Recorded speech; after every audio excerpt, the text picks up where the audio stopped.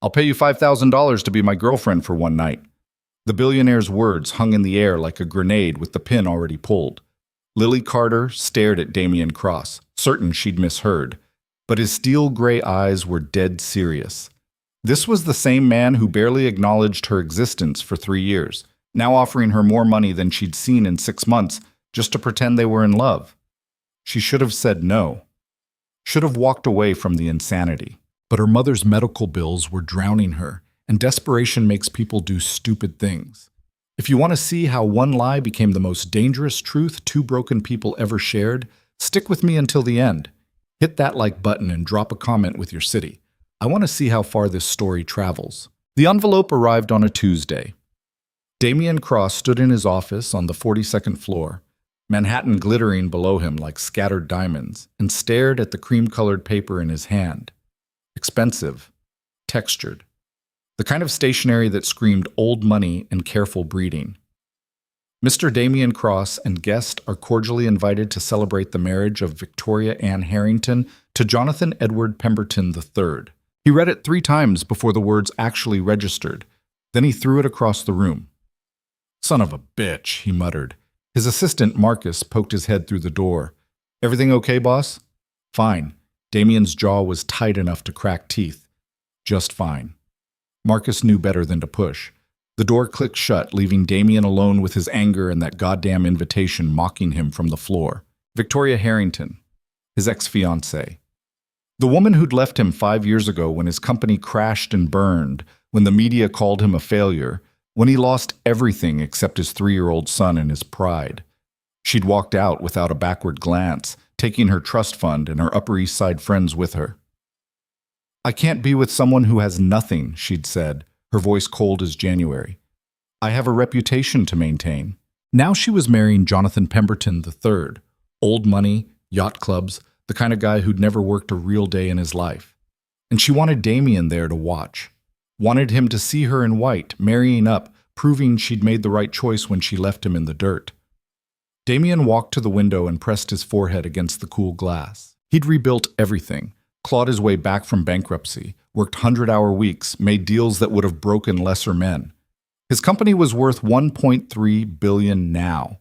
He had houses in 3 countries, cars that cost more than most people's homes, power that made politicians return his calls within the hour. He'd won. But Victoria didn't know that. She'd sent this invitation to the address of his old apartment, the one he'd lived in during the dark years, cramped and cheap and humiliating. She thought he was still that broken man she'd left behind, and Damien would rather die than let her see him walk into that wedding alone. "Problem is," he said to his empty office, "I don't have a girlfriend." Dating required time he didn't have, and trust he'd lost the ability to give. After Victoria, he'd built walls so high that even his son complained about them. "You're always working, Dad. You're never really here." 8-year-old Samuel wasn't wrong. Damien had become exactly what he'd sworn he wouldn't. A man who measured worth in dollars and power, who kept everyone at arm's length, who'd forgotten how to be human somewhere between the bankruptcy and the billions. He picked up the invitation from where it had landed near his desk. 2 weeks. He had 2 weeks to find someone willing to pretend to be in love with him in front of 200 guests, his ex-fiancée and the entirety of New York's social elite. "This is insane," he told himself. But he'd done more insane things. He'd bet his last $20,000 on a business deal that everyone said would fail. He'd worked through nights when his son was crying in the next room, when his electricity got shut off, when he wanted to give up so badly he could taste it. This was just another problem to solve. He pressed the intercom. "Marcus, get me a list of escort services." Silence. Then, "Sir?" "You heard me." "Boss, you know those aren't exactly discreet." Damien closed his eyes. Marcus was right. Hiring an escort would leak to the press within hours. The headlines would write themselves, "Billionaire, single father, can't find real date, rents one instead." Victoria would love that. "Forget it," Damien said. He sat down at his desk and tried to focus on work. Quarterly reports, merger proposals. The kind of problems that had clear solutions and didn't involve his ex-fiancée's smug face. But his mind kept drifting. He needed someone real. Someone who could pull off being his girlfriend without making it obvious she'd been paid. Someone who could handle the pressure of a high society wedding, the questions, the scrutiny. Someone who didn't actually want anything from him. The last part was important. Damien had learned the hard way that everyone wanted something: money, connections, status. Even the women who claimed they didn't care about his wealth would eventually show their true colors. It always ended the same way. Better to make it transactional from the start. At least then everyone knew where they stood. His phone buzzed. Samuel's school. Mr. Cross, this is Principal Morrison. Samuel got into a fight today. Damien's stomach dropped. Is he hurt? No, but the other boy has a bloody nose. We need you to come in. I'll be there in 20 minutes. He grabbed his jacket and headed for the elevator, his mind already racing. Samuel had been getting into fights more frequently lately, acting out. The school counselor said it was normal for kids whose parents were emotionally unavailable. More guilt to add to the pile. The drive to Samuel's private school took 15 minutes in traffic. Damien found his son sitting outside the principal's office, knuckles red, eyes defiant. What happened? Damien asked quietly. Tyler said you didn't care about me, that you only care about money. Samuel's voice cracked. So I hit him. Damien felt something break inside his chest. He crouched down to his son's level. Sam, it's not true, right? You care about me. You're busy. That's what Lily says. Lily? She works at the house. She's nice. She makes cookies sometimes and doesn't yell when I spill things. Damien realized with crushing shame that he barely knew the woman who worked in his home. He'd hired her 3 years ago through an agency, housekeeping, cooking, light errands. She was efficient and quiet, and that was all he'd bothered to notice. He didn't even know her last name. I care about you more than anything, Damien said, gripping Samuel's shoulders. More than all the money in the world. You know that, right?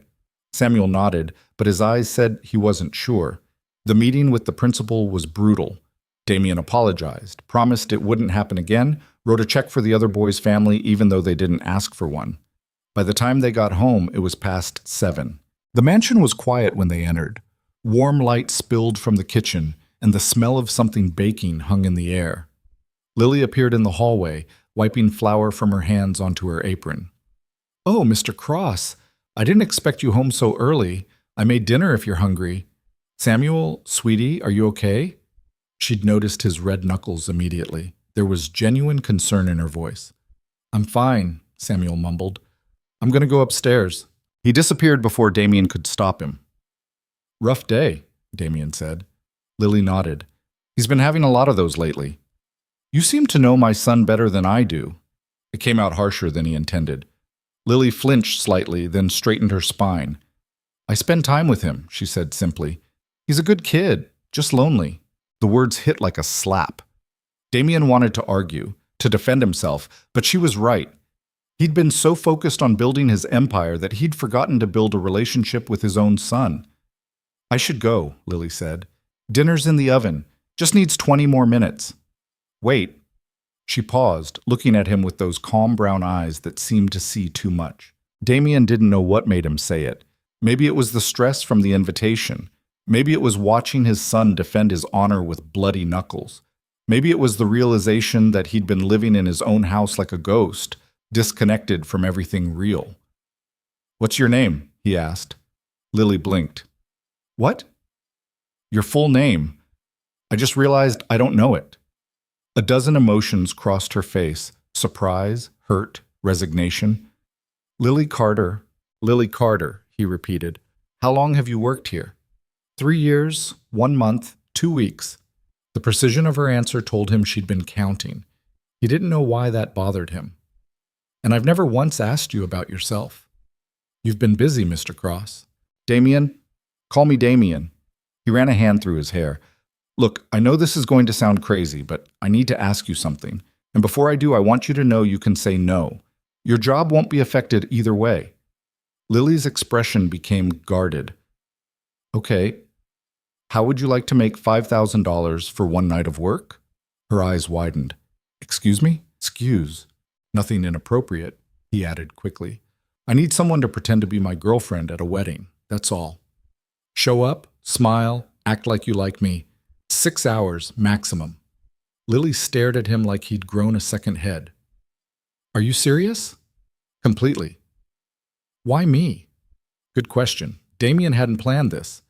The words had just fallen out of his mouth, but now that they were out there, it actually made sense. Because you don't want anything from me, he said. You've worked here for 3 years and never asked for a raise, never tried to get my attention, never played games. You're just present, doing your job. That's rare. So you want to pay me to keep doing that, just in a fancier location? Essentially, yes. Lily crossed her arms. What's the catch? No catch. My ex-fiancée is getting married. She invited me to watch, probably expecting me to show up alone and miserable. I'd rather not give her the satisfaction. That's petty. Extremely. A ghost of a smile crossed Lily's face. Then it disappeared. I don't know, Mr. Cross. Damien. Damien. She said his name carefully, like she was testing how it felt. $5,000 is a lot of money. What exactly would I have to do? Show up. Wear something nice. Let me introduce you as my girlfriend. Make small talk. Leave when it's over. That's it? That's it? Lily bit her lip, and Damien found himself noticing details he'd never paid attention to before. The way her dark hair fell across her shoulders, the faint scar on her chin, the calluses on her hands from years of hard work. She wasn't glamorous, wasn't the kind of woman who'd normally walk into a high society wedding on his arm. But there was something genuine about her, something real that had been missing from his life for a very long time. Can I think about it? She asked. Take your time. The wedding's in 2 weeks. Lily nodded slowly. Okay, I'll let you know tomorrow. She left, and Damien stood in the hallway wondering what the hell he'd just done. Chintz. Lily didn't sleep that night. $5,000. The number kept spinning through her head like a slot machine. $5,000 could pay 3 months of her mother's medical bills, could fix the leak in her apartment ceiling that the landlord kept ignoring, could put her sister through another semester of community college. $5,000 for 6 hours of pretending. It was insane. It was dangerous. It was probably a terrible idea. But she needed the money so badly she could taste it. Lily Carter had been poor her entire life. Not the kind of poverty that made headlines, but the grinding, exhausting kind that meant choosing between electricity and groceries, that meant wearing the same 3 outfits to work and praying they didn't fall apart. That meant watching her mother get sicker while the hospital bills piled higher. She'd been working since she was 15, waitressing, cleaning houses, taking any job that paid cash and didn't ask too many questions. The position at Damien Cross's mansion was the best job she'd ever had. Steady pay, reasonable hours, and a boss who barely noticed she existed. That last part had been a relief, honestly. After the disaster with her ex-boyfriend, Lily had sworn off men entirely. Especially rich men.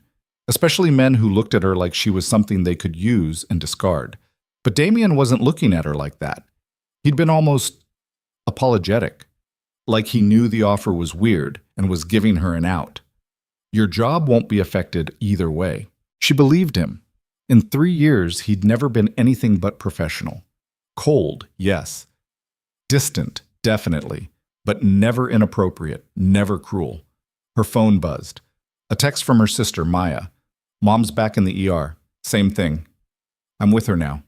Don't worry. Don't worry. As if that were possible. Lily grabbed her jacket and headed for the bus stop. The night was cold, and the bus was 40 minutes late, and by the time she got to the hospital, her mother was already back in a room, hooked up to machines that beeped and whirred. Baby, you didn't have to come, her mother said, but her hand reached for Lily's immediately. Of course I came. Maya sat in the corner, looking exhausted. She was 22 and already had the eyes of someone much older. Struggling through college while working 2 jobs will do that. They're going to keep her overnight for observation, Maya said quietly. The doctor says she needs to see a specialist. The good news is, it's probably not cancer.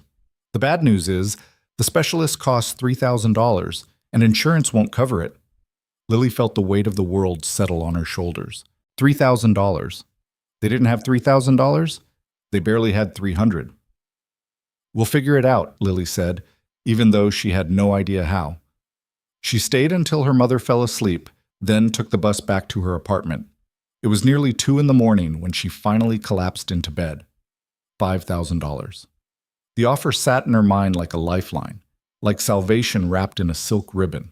It was just one night, just a few hours of pretending to be someone she wasn't. She'd been doing that her whole life anyway, pretending she wasn't exhausted, pretending she wasn't scared, pretending everything was fine when it absolutely wasn't. This time, at least, she'd get paid for it. Basi. The next morning, Lily found Damien in his office. "I'll do it," she said before she could change her mind. He looked up from his laptop. "You're sure?" "I'm sure. But I have conditions." Something that might have been respect flickered in his eyes. "Let's hear them.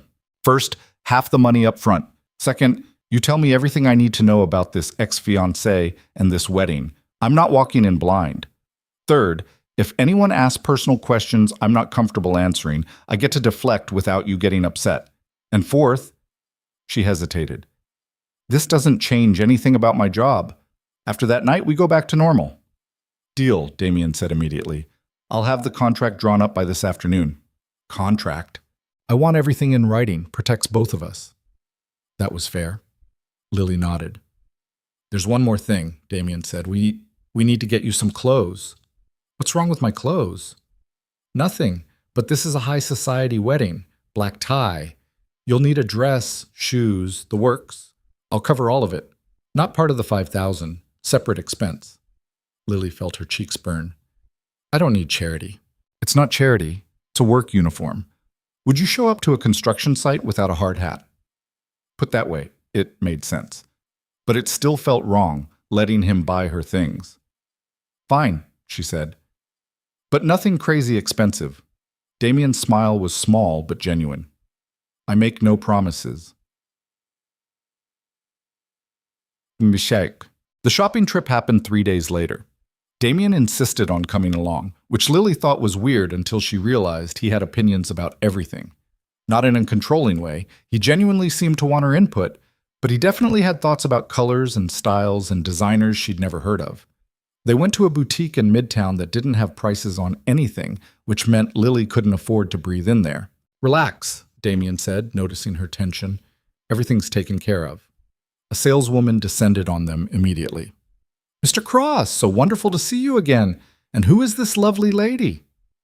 "This is Lily," Damien said. "She needs a dress for a wedding, something elegant but not over the top. She's got great bone structure. Let's show that off." Lily shot him a look. "Great bone structure?" He shrugged. "It's true." The saleswoman pulled out dress after dress, red silk, black satin, silver sequins that made Lily look like a disco ball. She tried them all on dutifully, feeling more ridiculous with each one. Then the saleswoman brought out an emerald green dress. "This just came in," she said. "It's a Valentino, simple cut, but the color is stunning." Lily took it into the fitting room, certain it would look as wrong as everything else. It didn't. The dress hugged her curves without being tight, fell to just above her knees, and somehow made her skin look luminous. The color brought out the gold flecks in her brown eyes that she'd never noticed before. She stepped out of the fitting room and Damien went very still. "That's the one," he said quietly. "You haven't even seen the others." "That's the one," he repeated. There was something in his voice that made Lily's pulse quicken. Something that had nothing to do with fake relationships and everything to do with the way he was looking at her, like he was seeing her for the first time. "Okay," she said, her voice barely above a whisper. "This one." They got shoes. A clutch. Simple jewelry that probably cost more than her rent. Damien paid for everything without blinking. On the drive back to the mansion, Lily stared out the window. "You didn't have to do all this," she said. "I know." "So why did you?" Damien was quiet for a long moment. "Because you deserve nice things, Lily Carter, and because I've been taking you for granted for 3 years. This is me trying to make up for that." Something warm unfurled in Lily's chest. Something dangerous. "It's just business," she reminded herself as much as him. "After the wedding, everything goes back to normal." "Right," Damien said, back to normal. But neither of them sounded convinced. Back. The week before the wedding was chaos. Damien insisted they practice. "We need to look comfortable together," he explained. "If we're stiff and awkward, everyone will know something's off." So they had dinners together, watched movies in the mansion's theater, took walks in Central Park with Samuel, who seemed delighted that his dad was actually home for once. Are you Dad's girlfriend now? Samuel asked Lily one afternoon. It's complicated, Lily said. That's what adults say when the answer is yes, but they don't want to admit it. Smart kid. Damien taught her about his world, the names she needed to know, the social dynamics, the unspoken rules of high society. Lily taught him about hers, what it was like to count pennies, to worry about rent, to make choices between things that both mattered. They learned each other's tells. Damien ran his hand through his hair when he was stressed. Lily bit her lower lip when she was nervous. And somewhere in the middle of all that practicing, something shifted. Lily started noticing things, the way Damien's eyes crinkled when he really laughed. How he was patient with Samuel in a way that suggested he was trying to be better, trying to fix what he knew was broken. The moments when his carefully constructed walls came down, and she could see the lonely man underneath. He wasn't just a billionaire, he was a single father who'd been abandoned when he needed someone most. A man who'd rebuilt himself from nothing and was still terrified of being vulnerable again. She understood that. She'd built her own walls too. Tell me about Victoria, Lily said one night. They were in his study going over the guest list. Damien's jaw tightened. We met in college. She was beautiful, sophisticated, came from money. I thought I loved her. He paused. Maybe I did, for a while. But when my company failed and I lost everything, she left. Didn't even hesitate. Just packed her bags and walked out. I'm sorry. Don't be. She did me a favor. Showed me that love is just another transaction for people like her. Everyone wants something. Not everyone, Lily said quietly. Damien looked at her. No? No. The air between them felt charged, electric. What about you? Damien asked. Ever been in love? Lily thought about her ex, the man who'd seemed perfect until he wasn't, who'd borrowed money and never paid it back, who'd made promises he had no intention of keeping. Once, it ended badly. Most things do. They sat in comfortable silence, and Lily realized with a start that she was enjoying this, enjoying his company, enjoying the way he listened when she talked, the way he remembered small details, the way he looked at her like she mattered. That was dangerous. This was a job, a transaction. When the wedding was over, they'd go back to being employer and employee.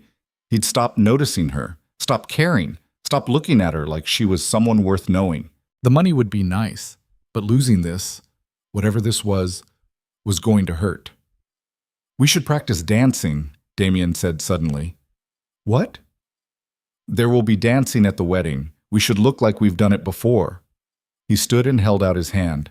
Lily took it, and he pulled her close. There was no music, but it didn't matter. He led her around the study in a slow waltz, one hand on her waist, the other holding hers gently.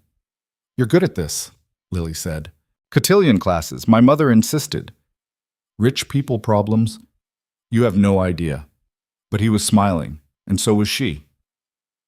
They moved together in the quiet study, and Lily felt something crack open inside her chest, something she'd kept locked away for years because it was safer that way. Hope. Hope that maybe, just maybe, this could be more than a transaction. Damien's thumb brushed against her waist, and she shivered. Cold? He asked. No. Their eyes met. Held. Lily... Dad! Lily! Come look! Samuel's voice shattered the moment. They stepped apart quickly, and Lily told herself the regret she felt was imaginary. Samuel had built an elaborate Lego castle in the living room and needed to show it off immediately. They spent the next hour admiring his work, and if Damien's hand occasionally brushed against Lily's, well, that was probably accidental. Probably. The night before the wedding, Lily couldn't sleep. She lay in her tiny apartment, staring at the ceiling, trying to calm the storm in her chest. Tomorrow she'd put on that emerald dress and walk into a world she didn't belong in. She'd pretend to be Damien Cross's girlfriend in front of hundreds of people who'd see right through her. She'd smile and laugh and play a role, and then it would be over. And she'd go back to being invisible. Her phone buzzed. A text from Damien. You still awake? Yeah. Nervous. Don't be. You're going to be amazing. How do you know? Because you're real, Lily. That's rarer than you think. She stared at the message for a long time. Damien? Yeah? What if this is a mistake? The three dots appeared, disappeared, appeared again. Then we'll make it together. Lily smiled in the darkness of her apartment. Tomorrow, she'd be someone else. Someone confident and elegant and worthy of walking beside a billionaire. But tonight, she was just Lily Carter, a woman who was maybe, possibly, definitely falling for a man she had no business falling for. And that scared her more than any wedding ever could. The car arrived at 9 in the morning. Lily had been awake since 5, her stomach twisted in knots so tight she couldn't eat breakfast. She'd done her makeup 3 times, wiping it off each time because it looked wrong. Too much. Not enough. Different. By the time the driver knocked on her apartment door, she'd settled on something simple. Mascara, a bit of blush, lip gloss that tasted like vanilla. The emerald dress hung on the back of her bathroom door, wrapped in plastic like something precious. Which it was, she supposed, more precious than anything she'd ever owned. Her phone buzzed. Damien. Driver's outside. Take your time. Take your time. Easy for him to say. He'd been born into this world, raised in it. She was just visiting, and visitors always got caught eventually. Lily put on the dress with shaking hands, zipped it up, slipped on the heels that made her 3 inches taller and made walking feel like a trust exercise. She looked at herself in the mirror. The woman staring back was a stranger, someone polished and elegant, someone who belonged in ballrooms and expensive cars, someone who could walk beside Damien Cross without looking like a mistake. But underneath the dress and the makeup, she was still just Lily, still poor, still scared, still completely out of her depth. You can do this, she told her reflection. 6 hours. Just 6 hours. The ride to Damien's mansion took 40 minutes in Saturday morning traffic. Lily spent the entire drive trying to remember how to breathe normally. Damien was waiting in the foyer when she arrived. He wore a tuxedo that probably cost more than her car, if she'd had a car, and his hair was styled perfectly. But what struck her was the look on his face when he saw her. He stared, just flat out stared, his lips parting slightly, his eyes widening. Is it wrong? Lily asked, suddenly panicked. The dress, is it too much? Not enough? I can change. You look beautiful, Damien said quietly. Really beautiful. Heat flooded Lily's cheeks. Oh, thanks. You too. Handsome. You look handsome. Smooth, real smooth. But Damien smiled and some of the tension in Lily's chest loosened. Samuel appeared on the stairs, already in his pajamas, even though it was mid-morning. Whoa. Lily, you look like a princess. Just for today, Lily said. Tomorrow, I turn back into a pumpkin. That's not how the story goes. Close enough. Damien's driver opened the car door and suddenly it was real. This was happening. In an hour, she'd be walking into Victoria Harrington's wedding on the arm of a billionaire, pretending to be someone she wasn't. The drive into Manhattan was quiet. Damien kept glancing at her, then looking away, like he wanted to say something but couldn't find the words. Finally, Lily broke the silence.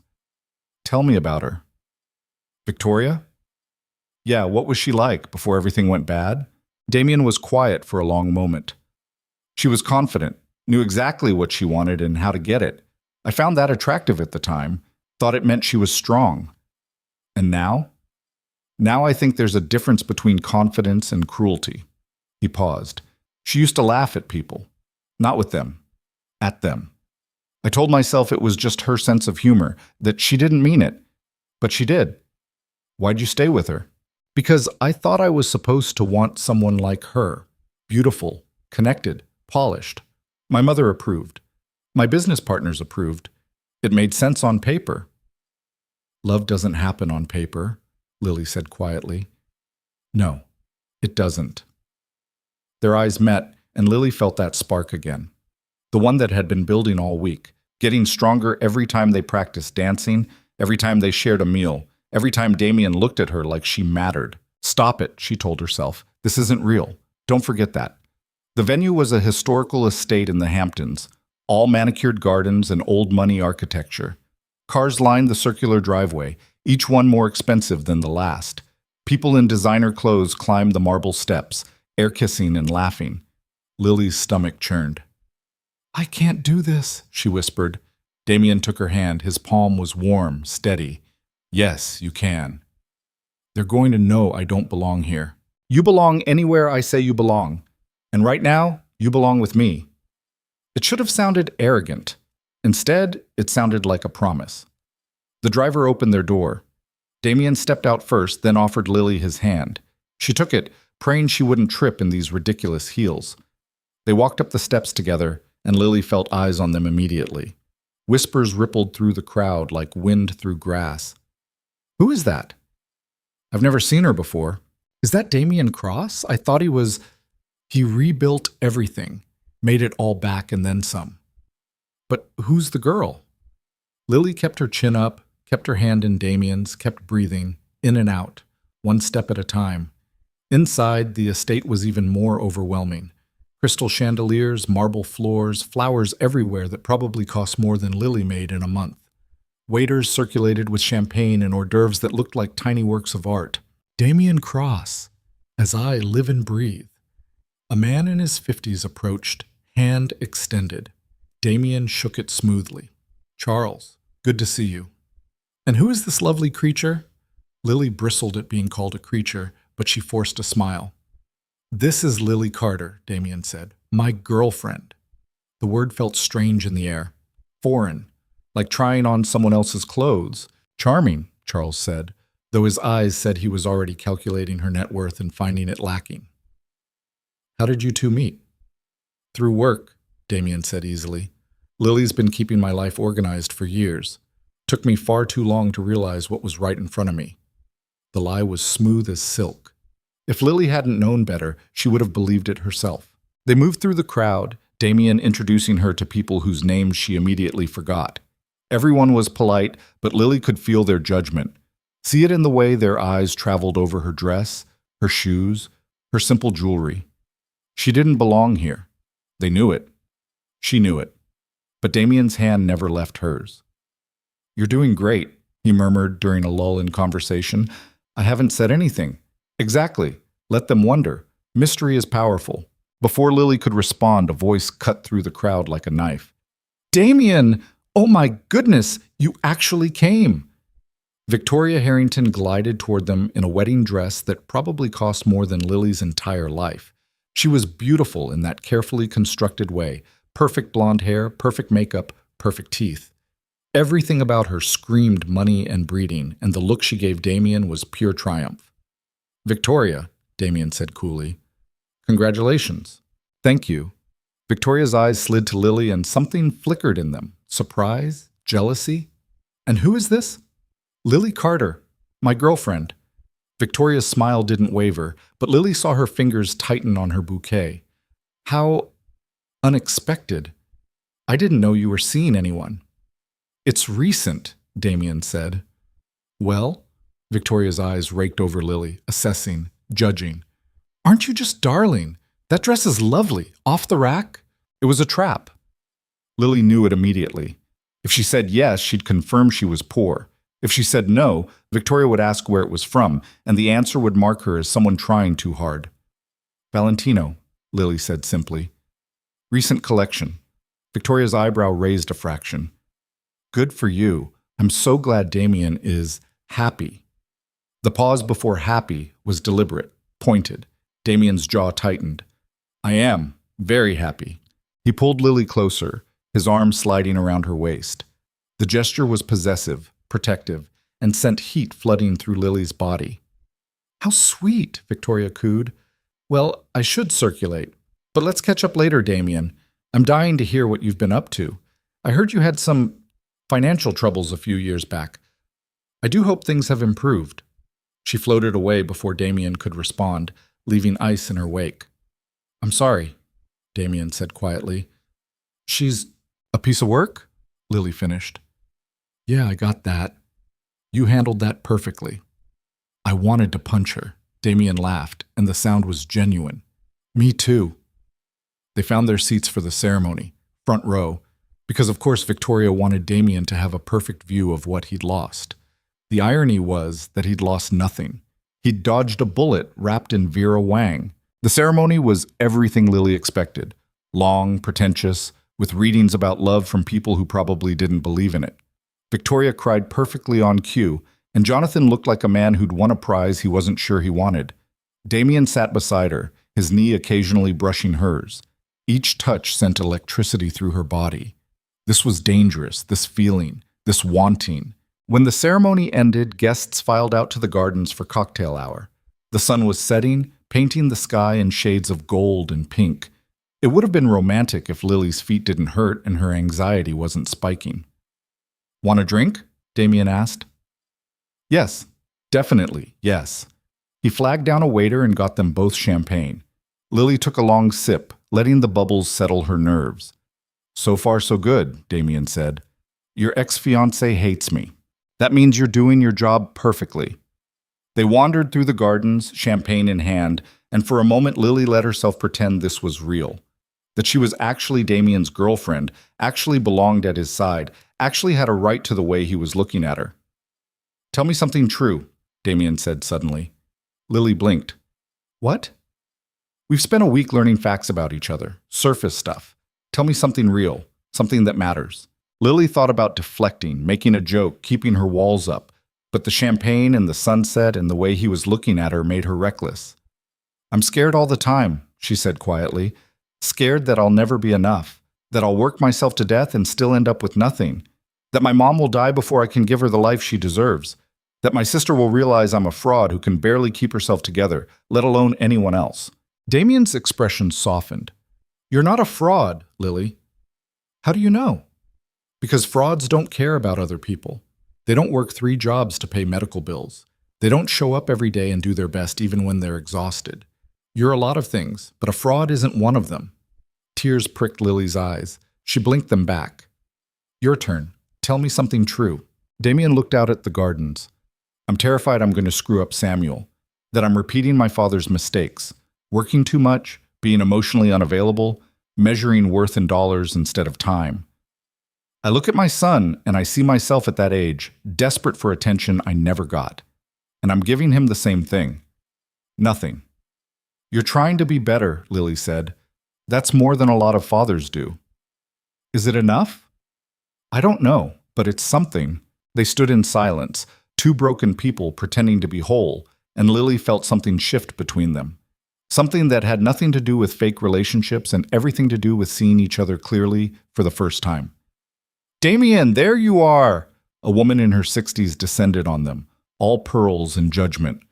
"I've been looking everywhere for you. You must introduce me to your companion." Damien's expression shuddered. "Mother, this is Lily Carter. Lily, my mother, Eleanor Cross." Eleanor's eyes were cold as she assessed Lily. "How do you do? And what is it that you do, dear?" The question was designed to expose her. Lily felt it like a knife. "I work for Damien," Lily said honestly. "Have for 3 years." Eleanor's eyebrows rose. "Oh, how progressive." "Mother," Damien said, warning in his voice. "I'm just surprised, darling. I thought you'd learned your lesson about mixing business with pleasure." She smiled at Lily, sharp as glass. "No offense, dear. I'm sure you're perfectly nice, but Damien has a certain position to maintain. People talk." "Let them," Damien said flatly. "Darling, we'll talk later, Mother. Enjoy the wedding." He steered Lily away before Eleanor could respond. His jaw was clenched so tight Lily could hear his teeth grinding. "I'm sorry," he said. She's like Victoria," Lily finished. "Different generation, same attitude." "She wasn't always like that? After my father died, something in her just hardened. Now everything's about appearances and status and what the right people think. Must have been tough growing up with that." "It was what it was." Damien's voice was carefully neutral. "I learned early that love had conditions, that approval had to be earned through achievements, not just by existing." "That's not love," Lily said quietly. "That's performance." Damien looked at her, really looked at her, and Lily saw something crack in his expression, something vulnerable and raw. "Yeah," he said. "It is." Dinner was announced, saving them from the heavy moment. They found their assigned table, mercifully not with Eleanor or Victoria, and settled in with 6 strangers who spent the entire meal talking about vacation homes and stock portfolios. Lily picked at her food, which was probably delicious but tasted like cardboard in her anxious mouth. Damien's hand found hers under the table, squeezing gently. "You're okay," the gesture said. "We're okay." The speeches were predictable. Victoria's father talked about his little girl. Jonathan's best man made jokes that weren't quite funny. Victoria herself gave a speech about finding her soulmate, and Lily saw Damien's expression go carefully blank. Then the dancing started. The band played something slow and romantic, and newlyweds took the floor. Victoria looked radiant. Jonathan looked relieved it was almost over, and Lily felt Damien tense beside her. "Want to get some air?" she asked. "Yes, please." They escaped to a terrace overlooking the gardens. The night air was cool, and stars were starting to appear. Lily could hear the music drifting through the open doors, mixing with laughter and conversation.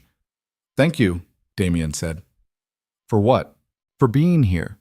For not running when my mother was awful. For making this bearable." "You're paying me $5,000. I'd be a terrible employee if I ran." "Is that all this is?" Damien asked quietly. "A job?"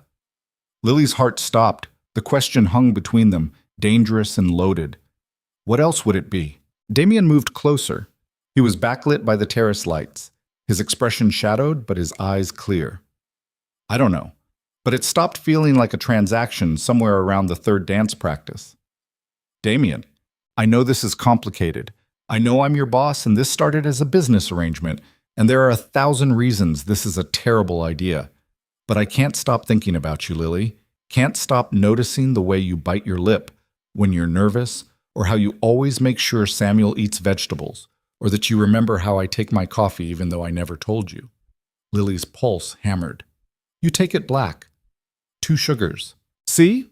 Things like that." He reached up, tucking a strand of hair behind her ear. His fingers lingered on her cheek. "Tell me I'm crazy. Tell me I'm reading this wrong." She should. She should absolutely tell him he was wrong, that this was just a job, that she didn't feel the same way. But she'd never been good at lying to herself. "You're not crazy," she whispered. Damien's thumb brushed across her cheekbone. "No? No, but this is still a terrible idea. Probably the worst. I'm not like Victoria. I can't give you the life she could. I'm just... Don't." Damien's voice was firm. "Don't compare yourself to her. Victoria is all surface, pretty packaging with nothing real inside. But you're genuine. You care about people. You work yourself to exhaustion for your family. You make my son laugh. You make me want to be better." Tears blurred Lily's vision. "I'm scared." "Me too. What if this ruins everything? What if it doesn't?" Inside, the music changed, something slower, softer. Damien held out his hand. "Dance with me," he said. "For real this time. Not for Victoria, not for the crowd. Just for us." Lily took his hand. He pulled her close, one hand settling on her waist, the other holding hers gently. They moved together in the starlight, no audience, no pretense. Just 2 people who'd been pretending for so long they'd forgotten what real felt like. Lily rested her head on Damien's shoulder, breathing in his cologne, and something underneath that was just him. His hand tightened on her waist, pulling her closer. "This dress," he murmured. "I can't stop looking at you in this dress." "It's just a dress." "It's not. It's you. Finally letting yourself be seen." Lily pulled back enough to look at him. "I've always been here. You just weren't looking." "I know. I'm sorry for that." "Don't apologize. Just..." She hesitated. "Don't stop looking. Not yet." Damien's eyes darkened. His hand came up to cup her face, thumb brushing across her lower lip. "Lily," he breathed. "Yeah? I'm going to kiss you now, if that's okay." Her heart was a wild thing in her chest. "Okay." He kissed her slowly, carefully, like she was something precious that might break. His lips were soft and warm, and Lily felt her knees go weak. She grabbed his shoulders for balance, kissing him back, tasting champagne and want, and something that felt dangerously like hope. When they finally broke apart, both breathless, Damien rested his forehead against hers. "That was..." he started. "Real," Lily finished. "Yeah." They stood there, wrapped in each other, and Lily knew everything had changed. This wasn't a job anymore. Wasn't a transaction. It was something messy and complicated and absolutely terrifying. And she wanted it anyway. We should go back inside, Damien said, though he made no move to let her go. Probably. People will notice we're gone. Let them, Damien smiled, and it was the most genuine smile Lily had ever seen from him. You're trouble, Lily Carter. You have no idea. They kissed again, deeper this time, and Lily stopped thinking about consequences or complications or what would happen when the night ended. For once, she just let herself feel. When they finally returned to the ballroom, hand in hand, Victoria was watching. Her expression was carefully neutral, but Lily saw the anger simmering underneath. Enjoying the wedding? Victoria asked, appearing beside them. Very much, Damien said coolly. Victoria's eyes narrowed. You two seem close. How long did you say you've been together? We didn't, Lily said before Damien could answer. But long enough. Victoria sipped her champagne. It's funny. I asked around about you, Lily. Nobody seems to know who you are. It's like you appeared out of nowhere. Some people don't need to announce their entire life to be worth knowing, Lily said evenly. Victoria's smile was sharp. True. But in our world, connections matter. Family matters. Background matters. She looked at Damien. You know that better than anyone, don't you, darling? Things change, Damien said. People grow. Maybe you should try it sometime. The barb hit home. Victoria's expression froze, then cracked into something ugly. How dare you? Congratulations on your marriage, Victoria. I hope Jonathan knows what he's getting into. Damien guided Lily away, leaving Victoria fuming in their wake. That was harsh, Lily said. She deserved it. Still, she's going to hate me now. She already hated you. At least now she has a reason. They danced. They drank more champagne than was probably wise. They laughed at inside jokes and ignored the stares and whispers. And when the night finally ended, when they climbed back into the car well past midnight, Lily felt like she'd survived something. That was exhausting, she said, kicking off her heels. You were perfect. I was terrified. Couldn't tell. They sat in comfortable silence as the driver navigated back toward the city. Lily's head rested on Damien's shoulder, his arm around her waist. It felt natural. Right. So, Damien said quietly, what happens now? I don't know. This wasn't part of the deal. Deals change. Do they? Damien tilted her chin up, making her look at him. I don't want this to end, Lily. The pretending, yes, but not this. Not us. There is no us. Not really. I'm still your employee. You're still a billionaire. Tomorrow I go back to my apartment and you go back to your mansion and we figure it out, Damien interrupted. Together, if you want to. Lily's throat tightened. She wanted to. Wanted it so badly it scared her. But wanting and having were different things, and she'd learned that lesson too many times to count. I need to think, she said. Okay. And we need to be smart about this. Samuel, your business, my job, there's a lot at stake. I know. The car pulled up to Lily's building. Damien walked her to the door like a gentleman, even though her feet were killing her and she just wanted to collapse. Thank you, she said, for tonight, for everything. Thank you for saying yes, for taking a chance on my ridiculous plan. It wasn't that ridiculous. It was insane. Okay, yeah, it was pretty insane. They stood in the doorway, neither wanting to be the first to leave. Lily, Damien said softly. Yeah? That kiss. On the terrace. That wasn't part of the act. I know. Just wanted to make sure we were clear. We're clear. He kissed her forehead gently. Good night, Lily Carter. Good night, Damien Cross. She watched him walk back to the car, watched it pull away, watched until the taillights disappeared around the corner. Then she went inside, climbed the 3 flights to her apartment, and collapsed on her bed still wearing the emerald dress. Her phone buzzed. A text from Maya. Mom's doing better. Doctor says the new medication is working. How was the wedding? Lily smiled. Complicated. Tell you tomorrow. Another buzz. This time from Damien. Sleep well. Dream of me. She shouldn't respond. Should maintain boundaries. Keep this professional. She texted back anyway. Already am. And as Lily finally fell asleep, still in her Valentino dress, still tasting champagne and Damien's kiss, she knew she was in trouble. The kind of trouble that changed everything. The kind she wasn't sure she wanted to escape. Morning came with a headache and the realization that the emerald dress was now wrinkled beyond repair. Lily peeled herself out of bed around 10, her mouth dry and her mind racing. Last night felt like a fever dream. The wedding, Victoria's venom, Eleanor's judgment, and that kiss. That kiss on the terrace that had turned everything upside down. Her phone showed 3 missed calls from Damien and 2 texts. "Good morning. Hope you're not too hungover. Can we talk?" "No pressure, just when you're ready." Lily stared at the messages for a solid 5 minutes before typing back. "Need coffee first. An aspirin. And maybe a lobotomy." The response came immediately.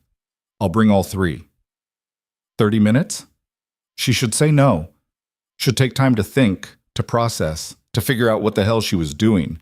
But her fingers typed yes before her brain could intervene. 28 minutes later, there was a knock at her door. Damien stood in her hallway holding a coffee carrier and a paper bag that smelled like heaven. He wore jeans and a plain black t-shirt, no designer labels visible, and he looked almost normal, almost like someone who could belong in her world instead of the other way around. "You didn't have to come all the way here," Lily said, stepping aside to let him in. "I wanted to." He glanced around her tiny apartment, the peeling paint, the secondhand furniture, the leak stain on the ceiling she'd been ignoring for months. His expression didn't change, but she saw him taking it all in. "Nice place." "You're a terrible liar." "Okay, it's small and needs work, but it's yours. That counts for something." He handed her a coffee, black, 2 sugars, and she nearly cried at the gesture. He'd remembered. They sat on her threadbare couch, the paper bag between them. Damien had brought croissants, fruit, and something chocolate that Lily couldn't identify but immediately wanted to marry. "So," he said. "So," she echoed. "Last night was a lot."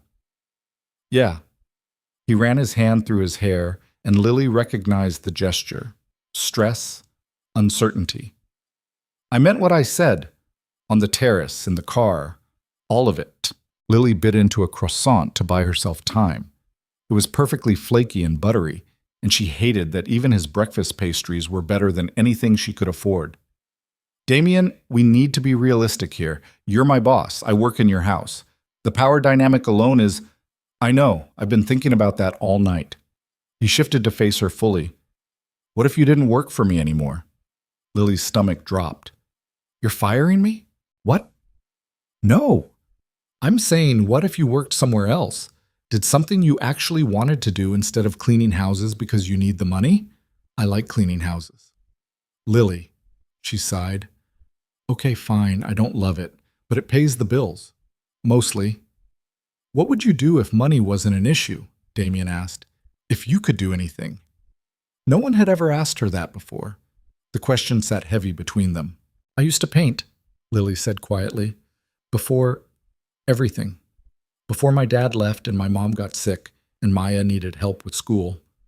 I was pretty good, actually. Had a teacher who said I could get into art school if I wanted." "So why didn't you?" "Because art school costs money and doesn't guarantee a paycheck. I needed steady income, not pipe dreams." Damien was quiet for a moment. "What if I helped you?" "No," Lily cut him off. "Absolutely not. I'm not taking your money, Damien." "It wouldn't be charity. It would be an investment." "In what? A broke woman with a half-finished high school art portfolio from 10 years ago?" "In someone talented who deserves a chance." Lily's throat tightened. "You don't know I'm talented. You've never seen my work." "So show me." She almost said no. Almost told him the paintings were long gone, thrown out or painted over when she needed the canvases for something practical. But that would be a lie. Lily got up and went to her bedroom closet. In the back, behind winter coats and boxes of Maya's old textbooks, was a portfolio case covered in dust. She pulled it out and brought it back to the living room. "I haven't looked at these in years," she said, unzipping the case with shaking hands. Inside were a dozen paintings. Cityscapes in watercolor, abstract pieces in acrylic, a portrait of her mother before the illness had hollowed her out. They were rough, unpolished, the work of someone young and untrained, but genuinely trying. Damien studied each one carefully, not rushing, actually looking. When he finished, he met her eyes. "These are good, Lily. Really good. Don't patronize me." "I'm not. I'm serious." You have an eye for light and composition that can't be taught. With proper training, actual materials, time to develop your skills, you could be exceptional. Lily wanted to believe him, wanted it so badly her chest ached. Even if that's true, I can't just quit my job and become an artist. That's not how real life works. What if you didn't have to quit? What if you worked part-time, took some classes, built up a portfolio? I know gallery owners, people who— Stop. Lily held up her hand. Just stop. You're talking about using your connections to give me opportunities I haven't earned. That's not fair to people who've actually worked for it. You have worked for it. You've just been too busy surviving to focus on it. That's life, Damien. Most people don't get rescued by billionaires who suddenly decide to play fairy godmother. The words came out harsher than she intended. Damien flinched. That's not what I'm trying to do, he said quietly. Isn't it? You swoop in, throw money at the problem, make everything better? That's not how relationships work. That's not equal. I know it's not equal. I have resources you don't. But that doesn't mean I can't help. It's not help if it makes me dependent on you. Lily stood up, pacing her small living room. Don't you see? The second I let you start paying for things, making calls, opening doors, I become another Victoria, another person who's with you for what you can give them. That's completely different. Victoria was with me for status. You're with me because— He stopped. Wait, are you with me? Is that what this is? Lily froze. They hadn't actually defined anything. Last night had been champagne and starlight and a kiss that made her forget her own name, but they hadn't talked about what came next. I don't know what this is, she admitted. Damien stood too, crossing the small space between them. I want it to be something real. We barely know each other. We've been living in the same house for 3 years. You didn't even know my last name 2 weeks ago. And I'm an idiot for that. But I'm trying to do better, trying to be better. Lily looked up at him, at this man who'd somehow become important to her in the span of 14 days, and felt her resolve cracking. What if we're terrible together? She asked. What if this only worked because it was fake, and the second it's real, it all falls apart? Then at least we tried. At least we didn't spend the rest of our lives wondering what if. He had a point. Lily hated that he had a point. If we do this, she said slowly, we do it right. No money, no using your connections for me, no power dynamics. We figure out how to be equals, or we don't do it at all. Damien considered this. You're still going to work for me? For now, until I figure out what comes next. But at work, we're professional. Nothing changes there. That's going to be hard. Life's hard, we'll manage. A smile tugged at Damien's lips. You're stubborn, you know that? I've been told. He reached for her hand, threading their fingers together. Okay, we do it your way, no special treatment. We figure this out like normal people. You've never been normal in your life. Then you'll have to teach me. Lily squeezed his hand, feeling something settle in her chest. This was probably still a terrible idea. The odds were stacked against them in every possible way. But for the first time in years, she wanted to try anyway. I should probably tell you something, she said, before this goes any further. Okay, my life is messy. My mom has chronic heart problems that require medication we can barely afford. My sister's in school but struggling, and I'm pretty sure she's going to drop out to help with bills, even though I keep telling her not to. I live paycheck to paycheck. My car died 6 months ago, and I can't afford to fix it. And sometimes I eat ramen for dinner 3 nights in a row because it's all I have in the house. She watched his face carefully, waiting for the pity or the immediate offer to fix everything. Instead, Damien just nodded. Okay. Okay? Okay. That's your life. I'm not going to judge you for circumstances beyond your control. He paused. But I do want to meet your mom and sister. If this is going to be real, I should know the people who matter to you. Lily's heart did something complicated in her chest. They're going to think you're crazy for being with me. Let them. Maya's going to grill you like a suspect. I can handle it. My mom's going to ask when we're getting married. Damien's smile was soft. We'll cross that bridge when we get to it. The casual way he said it, like marriage was a possibility, not a joke, made Lily's knees weak. You're really okay with all of this? She asked. The mess and the drama and the fact that I come with a lot of baggage? Lily, I'm a 32-year-old single father with trust issues, a company that demands 80 hours a week, an ex-fiancée who wants me to suffer, and a mother who thinks love is a business transaction. You think I don't have baggage? Put that way, they were both disasters. We're quite a pair, Lily said. We really are. He kissed her then, slow and sweet, and Lily let herself sink into it. Let herself believe that maybe, just maybe, this could work. When they broke apart, Damien's phone was ringing. He glanced at it and grimaced. It's Marcus. I should take it. I need to shower anyway and burn this dress. Don't you dare. That dress is a work of art. It's wrinkled. So, it's still beautiful. He answered his phone while Lily gathered the breakfast things, and she couldn't help smiling at the way he paced while he talked, the way his voice shifted into business mode, confident and commanding. This was going to be complicated, possibly disastrous, probably the stupidest thing she'd ever agreed to. But watching Damien Cross drink mediocre coffee in her terrible apartment and look at her like she was someone worth fighting for, Lily thought maybe it was worth the risk. When he hung up, his expression was apologetic. I have to go. Conference call in an hour. It's Sunday. Billionaires don't get weekends. He kissed her forehead. Dinner tonight? All three of us? You, me, Samuel? That's moving fast. Samuel already loves you. This isn't an introduction, it's just making it official. Lily's stomach fluttered. Okay, but I'm cooking. Your place. My food. Deal. After Damien left, Lily stood in her apartment feeling like the world had tilted sideways. Yesterday, she'd been pretending to be someone's girlfriend for money. Today, she actually was someone's girlfriend, for real. She called Maya. Tell me everything, her sister demanded before Lily even said hello. And don't leave out a single detail, Lily told her. About the wedding, about Victoria, about the kiss and the conversation this morning. When she finished, Maya was silent for a long moment. You're dating a billionaire, Maya said finally. Apparently. Lily, are you insane? Probably. He's going to break your heart. Maybe. And you're doing this anyway? Lily thought about Damien's smile, the way he looked at her paintings like they mattered, how he didn't try to fix everything with money even though he could. Yeah, she said. I am, Maya sighed. Well, at least he's hot. I looked him up, very hot. Maya. What? I'm just saying if you're going to make terrible life choices, at least make them with someone who looks like that. Despite everything, Lily laughed. How's Mom? Good. The new medication is helping. She's asking about you. Wants to know how the wedding went. Tell her it was interesting. I'm telling her you're dating your boss. Don't you dare. Too late. Already texting her.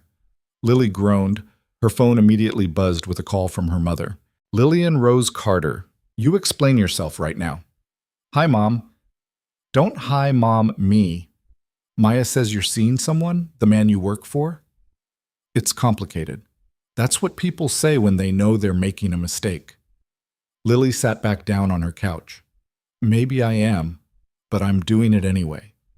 Her mother was quiet. Then, is he good to you? Yeah, he is. Does he make you happy? Lily thought about it. She'd spent so long just surviving that happiness felt like a foreign concept. But sitting in Damien's car last night, dancing on the terrace, eating croissants in her terrible apartment this morning, those moments had felt light, easy, like maybe life could be more than just getting through the day. I think he could, she said honestly. Then be careful, baby. But don't be so careful you miss out on something good. After they hung up, Lily spent the afternoon cleaning her apartment and trying not to overthink everything. She pulled out her old art supplies from the closet, dried out paint tubes, brushes with bent bristles, a sketchbook she hadn't touched in years. Maybe Damien was right. Maybe it was time to start painting again. She was sketching when her phone buzzed. A text from Damien. Samuel wants to know what you're making for dinner. What is he like? Anything that's not vegetables. How does he feel about pasta? He's 8. He loves pasta. Then pasta it is. She showed up at the mansion at 6 with grocery bags full of ingredients. Samuel opened the door, grinning wide. Lily, Dad said you're staying for dinner. I'm making dinner, Lily corrected. There's a difference. Are you Dad's girlfriend now, like for real? Lily glanced at Damien, who was standing behind his son trying not to smile. Yeah, she said, for real. Cool. Tyler's going to be so mad. Why would Tyler be mad? Because his dad's girlfriend is mean and you're nice. Samuel ran off before Lily could respond, leaving her alone with Damien in the foyer. That went well, Damien said. He's 8. He doesn't understand how complicated this is. Maybe that's better. Maybe we're the ones making it complicated. Lily kissed him quickly. Let me cook before I overthink this. In the kitchen, she made homemade pasta with marinara sauce while Samuel sat at the counter telling her about school and his friends and a science project involving volcanoes. Damien watched from the doorway, and Lily caught him smiling more than once. This felt domestic, normal, like they were a real family instead of a billionaire, his son, and the woman who cleaned their house. Dinner was chaotic in the best way. Samuel talked non-stop, Damien told terrible dad jokes, and Lily laughed until her sides hurt. They did dishes together afterward. Samuel washing, Lily drying, Damien putting things away, and it felt so natural that Lily almost forgot this wasn't her life. Almost. After Samuel went to bed, Lily and Damien ended up in his study. She curled up in one of his leather chairs while he pretended to work on his laptop. "Stop staring at me," she said without looking up from her phone. "I'm not staring." "You're absolutely staring. Can you blame me? You're in my house, wearing my sweatshirt. You gave me this sweatshirt. Looking like you belong here. It's distracting." Lily set down her phone. "I don't belong here, Damien. This is your world, not mine." "It could be." "No, it couldn't." She stood up, suddenly needing space. "This house is beautiful, but it's not me. I don't fit in spaces like this." "You fit fine." "Do I?" "Because earlier your mother made it clear she thinks I'm a gold digger, and Victoria implied I'm beneath you, and those people at the wedding couldn't stop staring like I was a zoo animal." "Who cares what they think?" "I do." The words burst out louder than she intended. "I care because they're right, Damien. Look at us. Look at this situation. I clean your house. You're worth over $1 billion. How is this supposed to work?"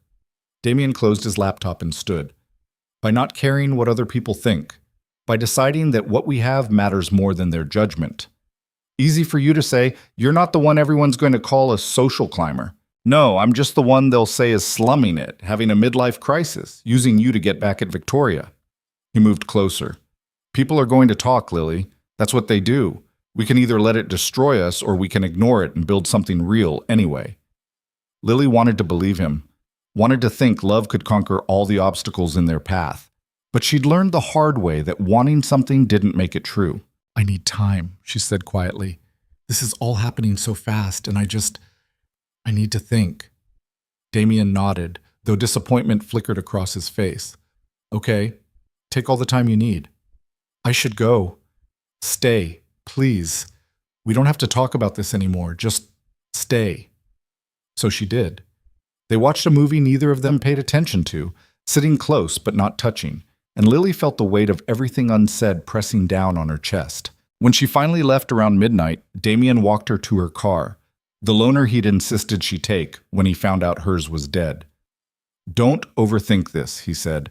"We're just two people who like each other. Everything else is just noise." "I wish it were that simple." "It is that simple. We're making it complicated." He kissed her goodnight, soft and sweet, and Lily drove home with her mind spinning. The next week was strange. Lily went back to work like normal, cleaning the mansion and doing laundry and making sure Samuel ate something other than chicken nuggets. But now everything felt charged. Every time she passed Damien in the hallway, every accidental touch, every shared look. They were trying to keep things professional at work, but it was like trying to ignore an elephant in a closet. "This is ridiculous," Damien said on Thursday afternoon when they were alone in the kitchen. "I can't even look at you without wanting to—" He didn't finish the sentence, just pulled her close and kissed her like he'd been dying to all week. "We're supposed to be professional," Lily said against his lips. "I'm tired of professional." Samuel could walk in. Samuel's at school. The staff are discreet and well paid. Lily laughed despite herself. "You're impossible. And you love it." She almost said it. Almost said she loved him. The words were right there, pressing against her teeth, desperate to get out. But it was too soon, too fast, too terrifying. Instead, she kissed him again and tried to memorize the feeling of being this happy. Friday night, Damien took her on their first real date. No weddings, no pretending, just the two of them at a small Italian restaurant in Brooklyn that didn't care who he was. They talked about everything and nothing. He told her about his plans to expand his company into renewable energy. She told him about the painting she'd started, a cityscape at sunset that was probably terrible but felt good to create. "I want to see it," Damien said. "It's not done." "I don't care. It's probably awful." "Also don't care," Lily smiled. "You're very annoying." "And you love it," he said again. This time she didn't deny it. They walked through Brooklyn after dinner, hand in hand, just two people enjoying the cool autumn night. No one recognized Damien. No one stared. They were just normal. "I could get used to this," Lily said. "Good, because I'm not letting you go." The certainty in his voice should have scared her. Instead, it felt like coming home. When they got back to her apartment, Damien walked her up like always. At her door, he hesitated. "Can I come in?" he asked. Lily's heart pounded. She knew what he was asking, knew what it meant. "Yeah," she said. "You can come in." Inside her tiny apartment, with the peeling paint and the secondhand furniture, Damien kissed her like she was precious, like she mattered more than all his billions. And for the first time in her life, Lily let herself believe she deserved it. They woke up tangled together in Lily's small bed, sunlight streaming through curtains that didn't quite close all the way. Damien's arm was draped over her waist, his breath warm against her neck. For a moment, Lily just lay there, afraid to move, afraid to break whatever spell had settled over them during the night. "You're awake," Damien mumbled against her skin. "How do you know?" "Your breathing changed." Lily turned to face him. His hair was messy, his eyes still half closed, and he looked more human than she'd ever seen him. No suit, no walls, just Damien. "Hi," she said softly. "Hi," he smiled. "Any regrets? Ask me after coffee." "That bad?" "That necessary." They made breakfast together in her tiny kitchen, bumping into each other constantly because there wasn't room for two people to move around. Damien burned the toast, Lily oversalted the eggs. It was a disaster, and somehow perfect. "I have to tell you something," Damien said as they ate at her small table. Lily's stomach dropped. "That sounds ominous." "It's not bad, just complicated." He set down his fork. "I've been thinking about what you said, about the power dynamic, about not wanting special treatment. And you're right. As long as you work for me, this is going to feel unequal." "Damien, let me finish. I'm not firing you, but I want to offer you something different. There's a gallery in Chelsea, small but prestigious. The owner, Catherine Walsh, is a friend. She's been looking for someone to help manage the space, handle artists, curate shows. It's part-time, pays decent, and it would give you a chance to be around art again." Lily stared at him. "You're setting up a job interview for me. I'm giving you an option. You don't have to take it. But I made a call, and Catherine's willing to meet with you. What happens after that is entirely up to you and her. I won't say another word about it." "That's still using your connections."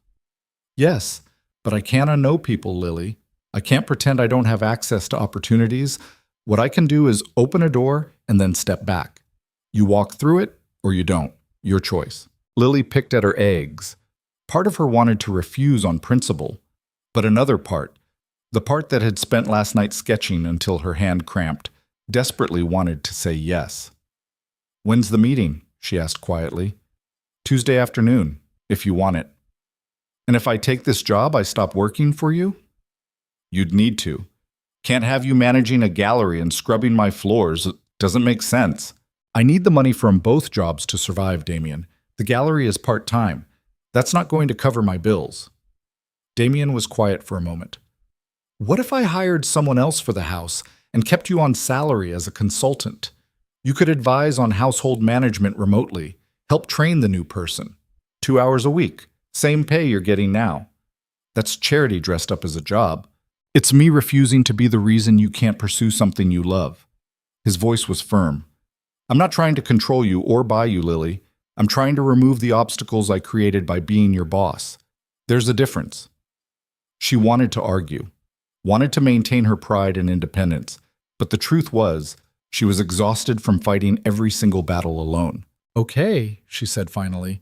"I'll meet with Catherine, but if she doesn't hire me on my own merit, I'm going back to cleaning your house and we figure out the relationship stuff some other way. Deal. They finished breakfast in silence, both lost in their own thoughts. Lily couldn't shake the feeling that everything was moving too fast, like she was on a train with no brakes heading toward a destination she couldn't see. I should get going, Damien said, checking his phone. Samuel's soccer game is at 11. You're going to his soccer game? I go to all his soccer games. Since when? Damien looked sheepish. Since last week. You were right about me not being present enough, so I'm trying. Lily's heart did something complicated. That's good. He'll love that. Want to come? Fair warning, his team is terrible and the other parents are insufferable, but the snacks at halftime are pretty good. I have to see my mom this morning. Bring her, bring Maya, make it a family thing. The casual way he said it, family thing, made Lily's throat tight.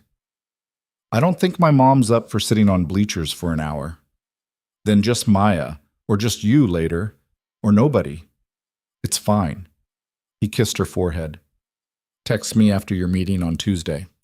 If I go, you'll go. You're curious now. He was right, and she hated it. After Damien left, Lily got ready to visit her mother. The hospital had released her 2 days ago with strict orders about rest and medication and follow-up appointments they couldn't afford. Maya met her at their mom's apartment, a one-bedroom in Queens that smelled like the medication and the floral air freshener their mother sprayed obsessively. You look different, Maya said immediately. I look the same. No, you look like you got laid. Maya. Their mother appeared in the doorway, thinner than she'd been a month ago, but smiling. What's this about getting laid? Nothing. Maya's being inappropriate. It's about time, their mother said, settling into her worn recliner. You've been wound too tight for years. A little stress relief never hurt anyone. Lily covered her face with her hands. Can we please not have this conversation? Oh, we're having it. Her mother's eyes sparkled with mischief despite her exhaustion. Maya says you're dating a billionaire. A billionaire, Lily. What's he like? Is he good looking? Does he treat you well? Yes, to all of that. But, Maya prompted because she could always hear the unspoken parts. But it's complicated. He's my boss. Was my boss. Maybe still is. I don't know. Lily slumped on the couch. He got me a job interview at an art gallery. That's wonderful, her mother said. Is it? Or is it him using his money and power to control my life? Maya snorted. Lily, he got you an interview, not a guarantee. There's a difference. That's what he said. Then maybe listen to him. Maya sat beside her. Look, I get it. You're scared. You've been burned before. But from what you've told me, this guy actually seems decent. He's not trying to fix you or change you. He's just trying to give you a chance. What if I fail? Then you fail. At least you tried. Their mother reached over and squeezed Lily's hand. Baby, you've been so busy surviving that you forgot how to live. This man, whatever else he is, he's making you remember. That's not a bad thing. Lily spent the rest of the morning with her family, helping her mother organize medications and arguing with Maya about whether she should actually go back to school next semester or take a break. I can defer, Maya said. Work full-time, help with mom's bills? Absolutely not, Lily cut her off. You're 3 semesters from graduating. You're finishing. With what money? I'll figure it out. How? By letting your rich boyfriend pay for everything? The accusation stung because part of Lily had already considered it, had thought about how easy it would be to let Damien write a check, solve all their problems with a signature. No, she said firmly. I'm not using him like that. Then what's the plan? Lily didn't have one. She'd been living crisis to crisis for so long that planning beyond next week felt impossible. The gallery job might help, she said. If I get it. It's not much, but it's something. Maya looked skeptical, but she dropped it. Tuesday came too fast. Lily stood outside the Chelsea Gallery at 2 o'clock, palms sweating, heart racing. The space was small but beautiful. High ceilings, white walls, art that made her chest ache with want. Catherine Walsh was waiting inside. She was maybe 50, with silver hair cut sharp and expensive glasses. She looked like someone who didn't suffer fools. You must be Lily, she said, extending her hand. Damien speaks highly of you. He's biased. Catherine's lips quirked. Honest, I like that. She gestured around the gallery. Tell me what you see. Lily looked, really looked.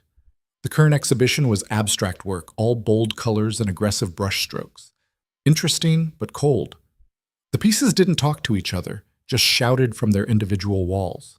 It's technically accomplished, Lily said carefully, but there's no flow, no conversation between the pieces. It feels like you hung them in the order they arrived instead of creating a narrative. Catherine raised an eyebrow. Most people tell me it's brilliant. Most people probably want you to like them. And you don't? I want you to hire me because I'm good at this, not because I tell you what you want to hear. Catherine studied her for a long moment. Then she smiled. Show me what you do differently. They spent the next hour walking through the gallery. Lily explained how she'd rearranged the pieces, which ones she'd remove entirely, how lighting could change the entire mood. She forgot to be nervous, forgot about Damien's connection, forgot about everything except the art. When they finished, Catherine led her to a small office in the back. The job is 20 hours a week, she said. You'd help with installations, work with artists, handle some of the administrative stuff I hate. Pay is $1,500 every 2 weeks. Not great, but it's what I can afford. Lily did the math quickly. $3,000 a month plus whatever Damien was paying her for the fake consulting job. It still wasn't enough to cover everything, but it was closer than she'd ever been.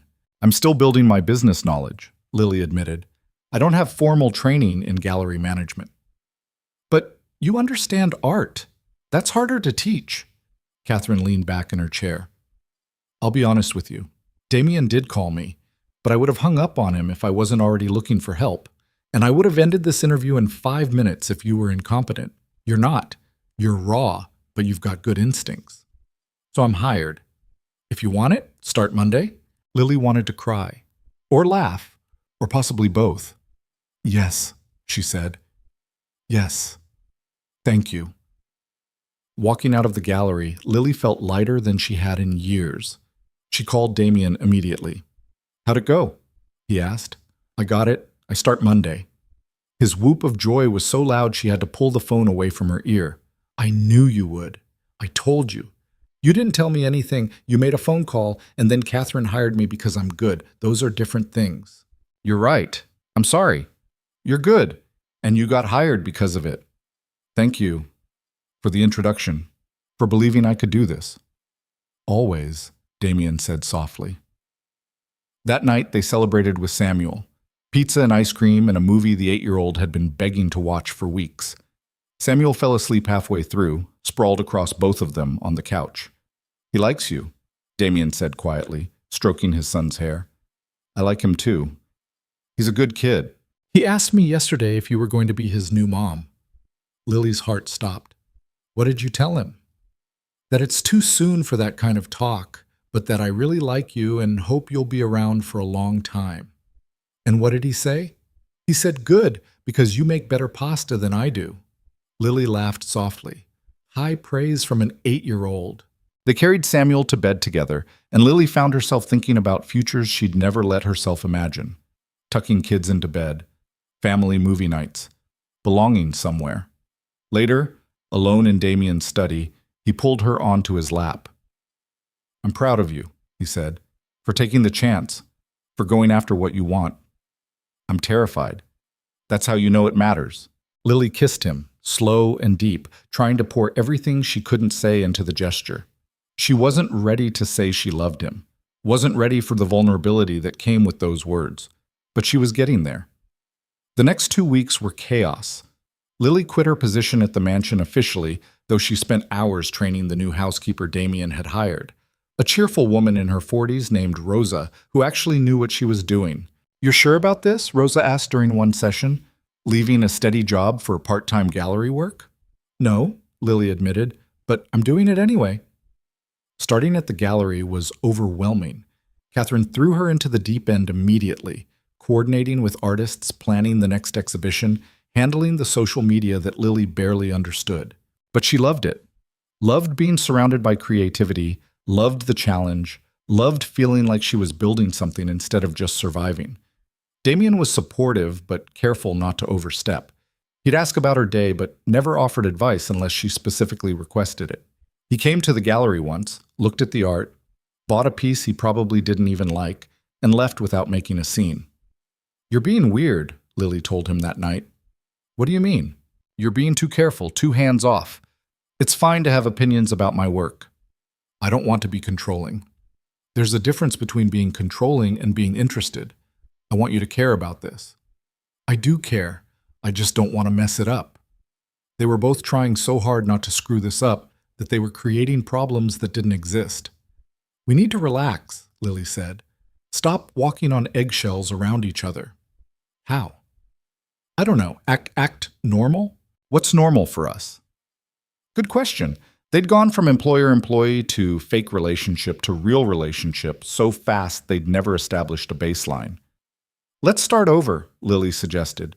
Pretend we just met. Hi, I'm Lily Carter. I work at an art gallery and have terrible taste in coffee. Damien played along, shaking her extended hand. Damien Cross. I run a company and have a kid who thinks I'm embarrassing. What are you looking for in a relationship? Someone real. Someone who doesn't care about my money. Someone who challenges me. That's a tall order. I'm a demanding person. They dissolved into laughter, and something eased between them. The tension that had been building since they made things official loosened. I love you, Damien said suddenly. Lily froze. What? I love you. I've been trying not to say it because I didn't want to scare you, but I'm tired of pretending.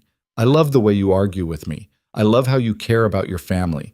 I love that you took a chance on the gallery even though it terrified you. I love you, Lily Carter. Tears burned in Lily's eyes. She wanted to say it back.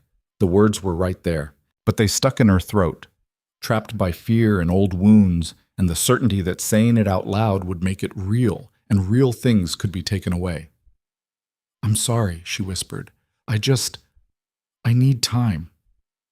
Damien's expression flickered with hurt, but he recovered quickly. It's okay.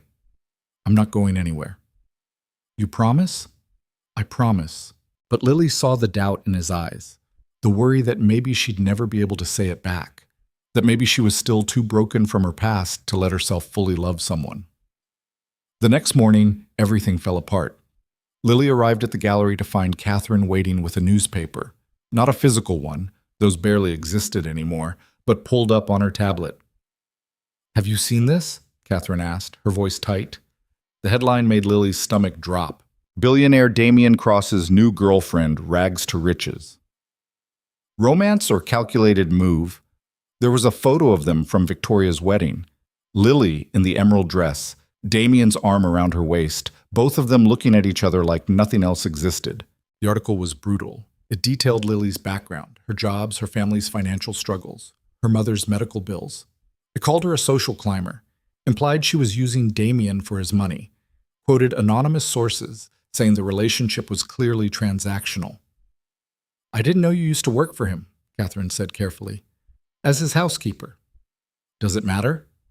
It matters if people think I hired you as a favor to your boyfriend instead of on your own merit. You said yourself I earned this job. I know that, but perception matters in this industry, Lily. If collectors think you're here because of who you're dating instead of what you know, it reflects badly on the gallery. So what are you saying? Catherine looked pained. I'm saying maybe you should take some time off. Let this blow over. You're suspending me? I'm protecting the gallery. And you. This attention, it's not going to be good for either of us. Lily left in a daze. Outside, photographers were waiting. Someone had tipped them off. Lily, is it true you trapped Damien Cross? How much is he paying you? Are you pregnant? She pushed through them, got on the subway, and went home. Once inside her apartment, she finally let herself break down. Her phone was ringing constantly. Damien, Maya, numbers she didn't recognize. She ignored all of them. The article had exposed everything she'd been afraid of. Everyone thought she was using Damien, thought she was a gold digger who'd manipulated her way into his life. And maybe they were right. Maybe that's exactly what she was. When Damien finally showed up at her door, he'd clearly bribed her landlord for access. Lily was still in yesterday's clothes, eyes red from crying. I'm handling it, he said immediately. My lawyers are going after the publication for invasion of privacy. We'll sue for... Stop, Lily said. Lily, just stop. This is exactly what I was afraid of. This is why I said we shouldn't do this. It's one article by a tabloid. It doesn't mean anything.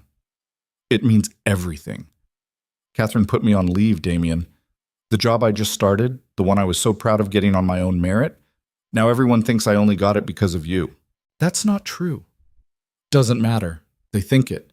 And they're going to keep thinking it as long as I'm with you. Damien's face paled. What are you saying? I'm saying maybe this was a mistake. Maybe we moved too fast. Maybe... Don't. His voice cracked. Don't do this. Don't let them win. They already won. The second that article published, they won. So we fight back. Together. Lily looked at him, this man who'd become so important to her in such a short time, and felt her heart breaking. I can't, she whispered. I can't be the woman everyone thinks I am. I can't live under this microscope. I can't watch people judge everything I do and assume the worst. Then we'll be private. No more public appearances. No more... That's not a life, Damien. That's hiding. I don't care as long as I have you. But I care, the words burst out of her. I care that people think I'm using you. I care that my family is getting harassed. I care that Samuel might see these articles someday and think his dad picked some gold digger over him. I care about all of it, and I can't just turn that off. Damien stepped back like she'd hit him. So what? We just give up? Let them destroy what we have?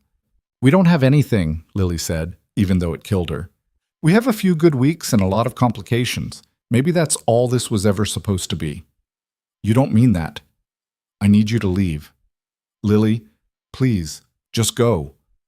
He stood there for a long moment, and Lily saw everything she felt reflected in his eyes. Love, pain, desperation. But he left. And Lily collapsed on her floor and cried until she couldn't breathe. 3 days passed in silence. Lily didn't leave her apartment except to buy groceries she barely touched. Her phone stayed off. The curtains stayed closed. She existed in a gray space between sleeping and waking, unable to do either properly. Maya let herself in on the 4th day with the spare key Lily had given her years ago. You look like hell, she said, surveying the scene. Empty coffee cups, tissues everywhere. Lily still in pajamas at 2 in the afternoon. Thanks. Have you eaten? Not hungry? Maya went to the kitchen and started making noise. Lily heard the fridge opening, pans clattering, the smell of something cooking that her stomach immediately rejected. I don't want food, Lily called out. Too bad. You're eating anyway. 5 minutes later, Maya deposited a plate of scrambled eggs and toast in front of her.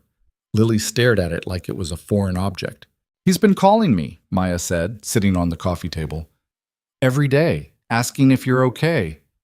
What do you tell him? That you're alive. That's about all I can confirm. Lily picked at the eggs. They tasted like cardboard, but she forced herself to swallow. Did I do the right thing? She asked quietly. Do you think you did? I don't know. Everyone was saying such terrible things about me, about us. Catherine basically fired me. She put you on temporary leave. There's a difference. Is there? Either way, I don't have a job anymore. Maya was quiet for a moment.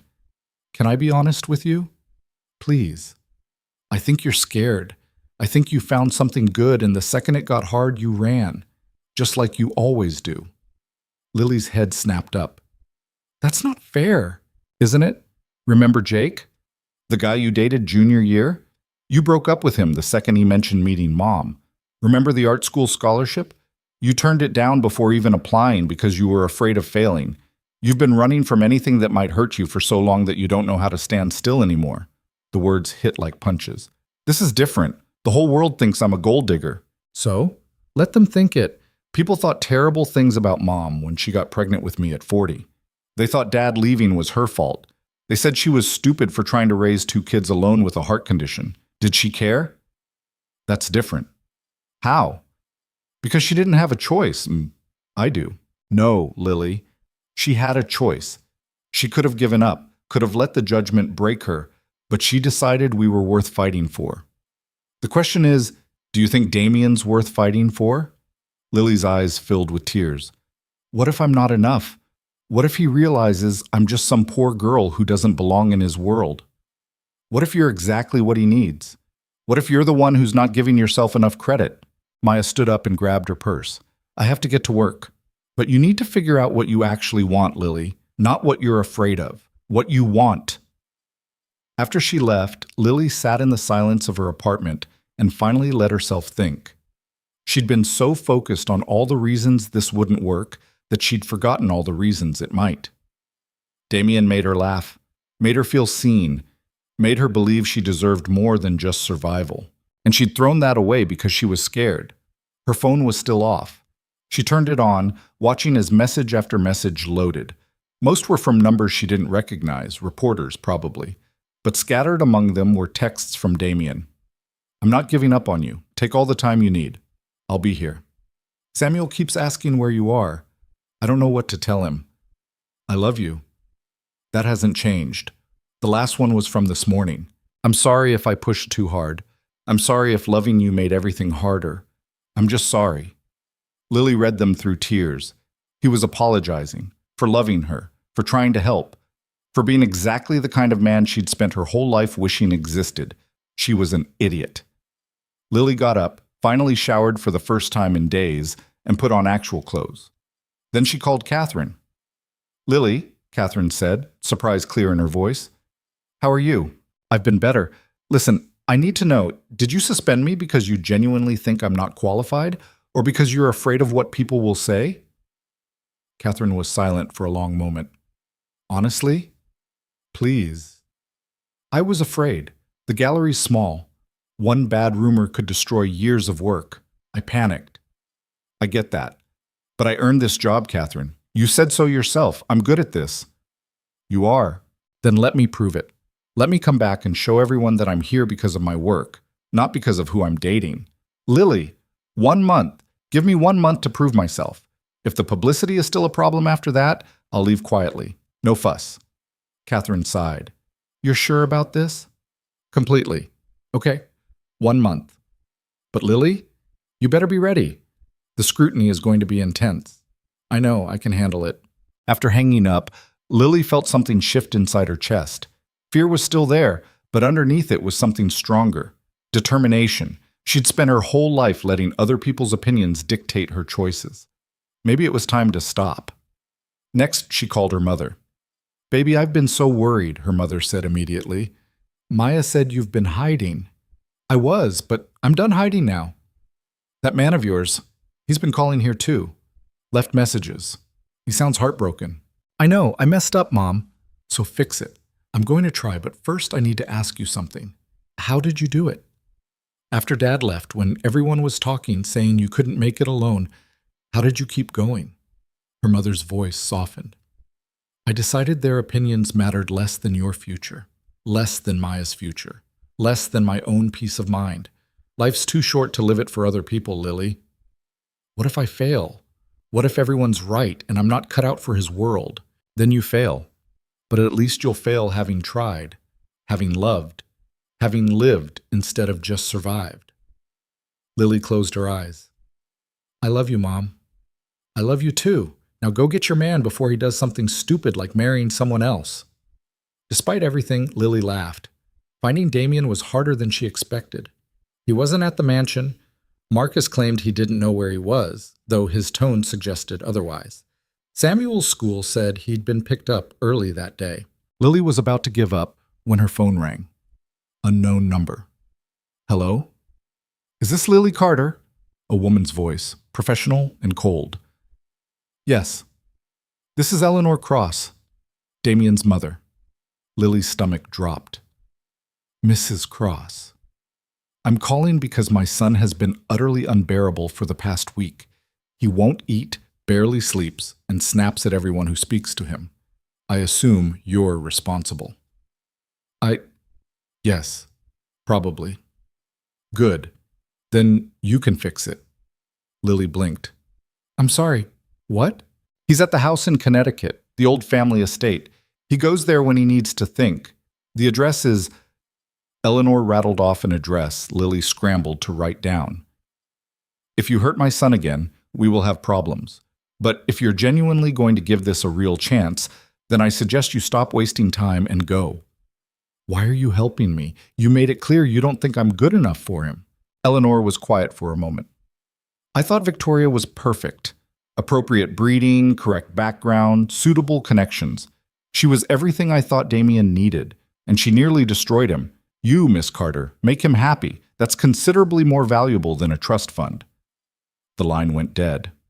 Lily stared at her phone, then at the address. Connecticut was 2 hours away. She didn't have a car. She called Maya. I need to borrow your car. Where are you going? To fix the biggest mistake of my life. Maya didn't ask questions, just said she'd be there in 20 minutes with the keys.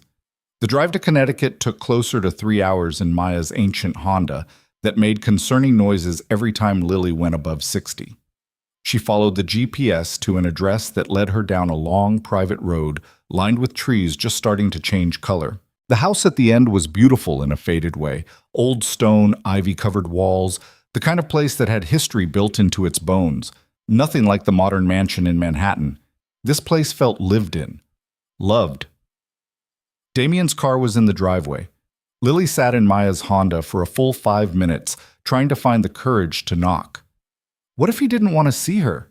What if she'd broken something that couldn't be fixed? The front door opened before she could decide. Damien stood in the doorway, barefoot, wearing jeans and a t-shirt, looking exhausted. His eyes widened when he saw her. Lily? She got out of the car on shaking legs. Hi. What are you doing here? Your mother gave me the address. My mother? He looked genuinely shocked. Eleanor? The very same. Apparently I'm making you unbearable. She's not wrong. Damien stepped out onto the porch but didn't come closer, like he was afraid she might disappear. Why are you here, Lily? Because I'm an idiot. Because I ran when I should have stayed. Because I let fear make my decisions instead of... She took a breath. Instead of love. Damien went very still. What? I love you. The words came out easier than she expected. I love you, Damien Cross. I love how you're trying to be a better father. I love how you remember my coffee order. I love that you look at my terrible paintings like they're masterpieces. I love that you make me want to be brave. And I'm sorry it took me so long to say it. I was scared. Scared of what? Of losing you. Of not being enough. Of everyone being right about me. She moved closer. But I realized something. The only opinion that matters is yours, and Samuel's, and mine. Everyone else? They can think whatever they want. Damien closed the distance between them in 3 long strides and kissed her like she was oxygen and he'd been drowning. Lily kissed him back, tears streaming down her face, hands fisted in his shirt. I love you, he said against her lips. I love you so much it terrifies me. Good. We can be terrified together. He laughed, the sound broken and relieved, and pulled her inside the house. It was quieter than the Manhattan mansion, smaller. There were photos on the walls. Damien as a child, his parents before whatever had made Eleanor so cold, Samuel at various ages. This was my father's house, Damien explained. He left it to me. I come here when the city gets too loud. It's beautiful. It's home. He pulled her down onto an old couch that sagged in the middle. I'm sorry about the article. My lawyers are handling it, but I don't care about the article. Lily, I mean it. Let them write what they want. I know the truth. You know the truth. That's enough. Catherine put you on leave. And I got her to take me back. 1 month to prove myself. I start again Monday. Damien's expression shifted to something like pride. You did that yourself. I did. No connections, no help, just me fighting for something I want. I'm so proud of you. Yeah, well, I had a good teacher. She curled into his side. I'm still scared, you know, of the attention, of failing, of all of it. Me too. But I'm tired of letting fear win, tired of running from good things because they might hurt. They sat in comfortable silence, wrapped around each other, and Lily felt something settle in her chest. This was right. Messy and complicated and absolutely terrifying, but right. Where's Samuel? She asked. With my mother. She took him for the week, said I needed time to get my head straight. Your mother is full of surprises. You have no idea. Lily stayed in Connecticut that night. They made dinner together. Damien burned the sauce. Lily overcooked the pasta. It was perfect. They talked about everything and nothing, made plans and then abandoned them for different plans, kissed until they forgot why they were upset in the first place. In the morning, they drove back to the city together. Lily had to return Maya's car, and Damien had meetings he couldn't miss. "Come to dinner tonight," he said as he dropped her off. "You, me, Samuel, family dinner." "I'd like that." "Yeah?" "Yeah." Walking into her apartment felt different now, less like a prison and more like a starting point. She had work on Monday, had Damien, had a future that felt possible instead of impossible. Her phone rang. "Catherine, I wanted to give you a heads up," Catherine said. "There's going to be press at the gallery Monday. I'm doing a statement about artistic merit versus personal relationships. You don't have to be there if you're not ready." "I'll be there," Lily said. "You're sure?" "Completely. It's time people saw me for who I actually am." Monday came with a swarm of photographers outside the gallery. Lily walked through them with her head high, ignoring the questions they shouted. Inside, Catherine was waiting with a few carefully selected reporters. "Miss Carter," one of them started immediately. "Is it true you used your relationship with Damien Cross to get this position?" "No," Lily said firmly. "I interviewed for this job like anyone else. I was hired based on my knowledge of art and my ability to do the work. Who I date in my personal life has nothing to do with my professional qualifications." "But surely the connection helped. Damien Cross knows a lot of people. He could have called any of them for me. But Catherine Walsh doesn't hire people as favors. She hired me because I'm good at what I do. If you don't believe that, stick around for the next exhibition. Judge for yourself." The questions continued, but Lily held her ground. She didn't apologize for loving Damien, didn't apologize for being poor, didn't apologize for taking an opportunity when it was offered. By the time the reporters left, she was exhausted, but Catherine was smiling. "That was perfect," she said. "Professional, confident, didn't take the bait. I'm impressed." "Thanks. I think I'm going to throw up now. Do it in the bathroom. We have an artist coming in 20 minutes. The next few weeks were intense. The press attention gradually died down as Lily proved she knew what she was doing.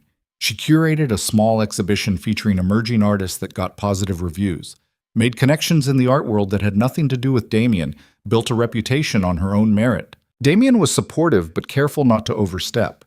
He came to gallery events when invited but never made them about him. Bought art he genuinely liked. Introduced her to collectors as Lily Carter, the talented curator, not as his girlfriend.